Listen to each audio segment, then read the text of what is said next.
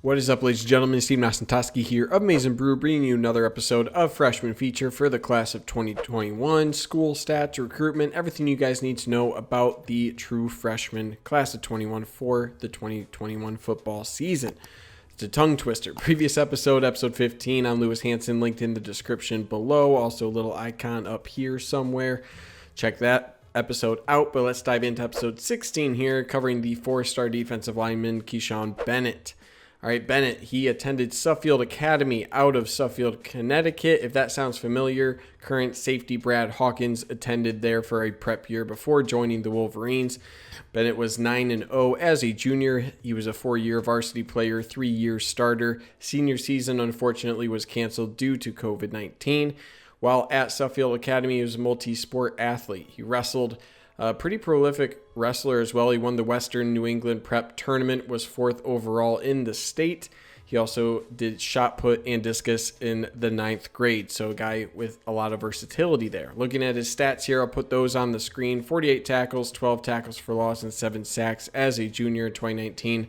Back to his sophomore year, 52 tackles, 13 tackles for loss, and 3.5 stats. So those don't jump out at you on the screen, but tackles for loss number is pretty good. For his metrics here, 6'4", 220, that's his height and weight. This shuttle time, 40 time vertical, keep in mind this is early 2018, so we're now looking at 3-year-old metrics. So how useful these are, whatever, right? Just got to throw them on the screen, but keep in mind these are extremely, extremely old metrics back after, I believe, his freshman year. So just keep that in mind, but I will throw those on the screen for your reference. Looking at his rankings here, Rivals, ESPN, 24/7. And the composite on your screen here, quite a bit of difference in the rankings overall. Size is different. ESPN has him as 6'3", 210. The others have him as 6'4", and 220 plus. So composite is the only one that gives a national ranking at 350 nationally. Depending on who you ask, he's either a defensive end or a defensive lineman. Unanimously number 1 in Connecticut, but there's a wide range between 3-star and 4-star. He is right on that line between 3 and 4-star. Looking at his offers here, final 6 of Notre Dame, Miami, Cal, Ole Miss, Syracuse, and obviously Michigan. He had some other offers around the Big Ten, Penn State, Purdue, Nebraska, and Rutgers. And then some other notable offers, Kansas State, Georgia Tech, Pitt, West Virginia, Virginia Tech, Tennessee, and Duke. So some high academics there, a little bit more regional of an offer list, so more Northeast.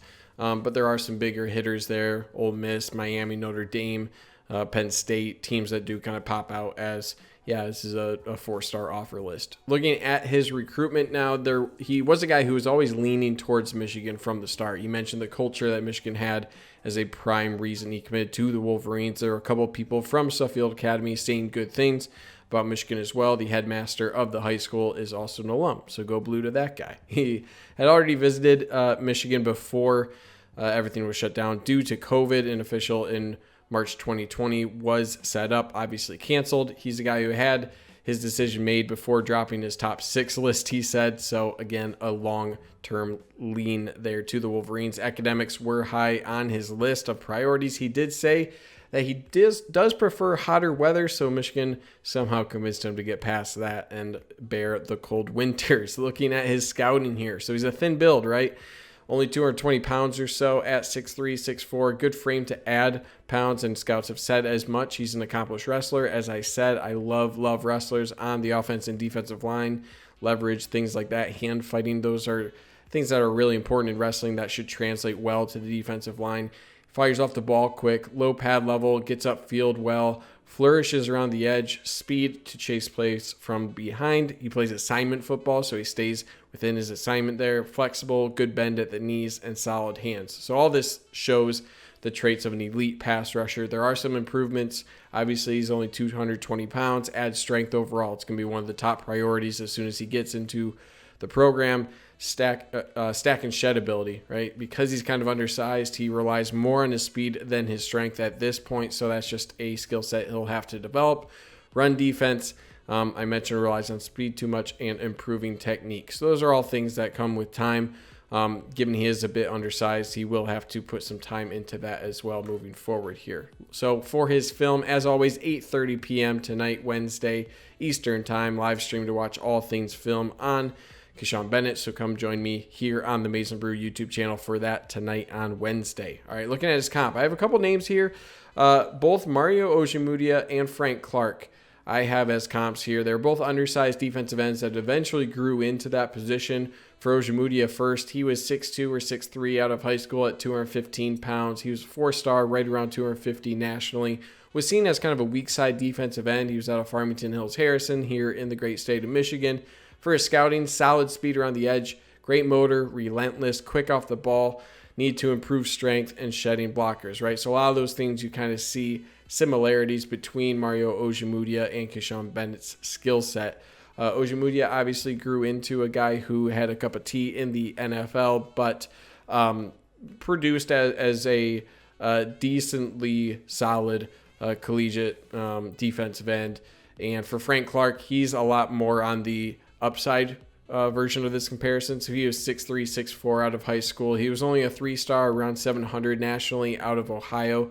Questions on where he was going to play. Outside linebacker, tight end, listed as an athlete to a lot of ranking services. For his scouting long length, he had just an extremely long arm and wingspan, I should say. High motor guy as well. Better at run defense than pass defense out of high school. So that's a bit backwards compared to Bennett's skill set. But Frank Clark could turn the corner really well. Was already built. So that's another thing where he had to put on more weight, but he was already pretty strong coming into college. So that's another thing that Bennett, maybe not the best comparison there. And definitely a freak athlete for Frank Clark. He had multiple reports of a 4.5 out of high school, and that's something I don't think Kechaun Bennett can touch. So I think Frank Clark might be a little bit lofty there overall, but I think in terms of length, size out of high school, the motor, turning the corner well, things like that, where if Kechaun Bennett does grow into a defensive end, maybe Frank Clark could be kind of towards that ceiling of what you could see out of him. So looking for projection, Don Brown was a big part of this recruitment. Obviously being from the Northeast, Don Brown has his ties there. So they talked and discussed him being an edge rush or a linebacker type rusher guy, which now under Mike Macdonald is going to be probably just called the edge or a rush type guy. Seemingly will be a hand in the dirt type of guy down the line. It's hard to say. That's where I like his film the most, but not a whole lot of these guys on the roster currently. You got David Ojabo, Taylor Upshaw, Braden McGregor, and that's pretty much it, right? Those are kind of the only guys you see there. None of those rush or edge guys have really showed up at this point. It's still to be determined what this kind of turns into, right? We're all new to this defense, so we'll see. But he does have that skill set to fill in that role. And if he can keep growing, get beyond 250, he could be a solid defensive end. But early on in his career, I think you're going to see him utilized as that edge rush guy just because there aren't a lot of established bodies there. And that's where you can make the earliest impact. And he should be a pretty solid contributor on special teams. So I would look for a redshirt year, his true freshman year here in 2021.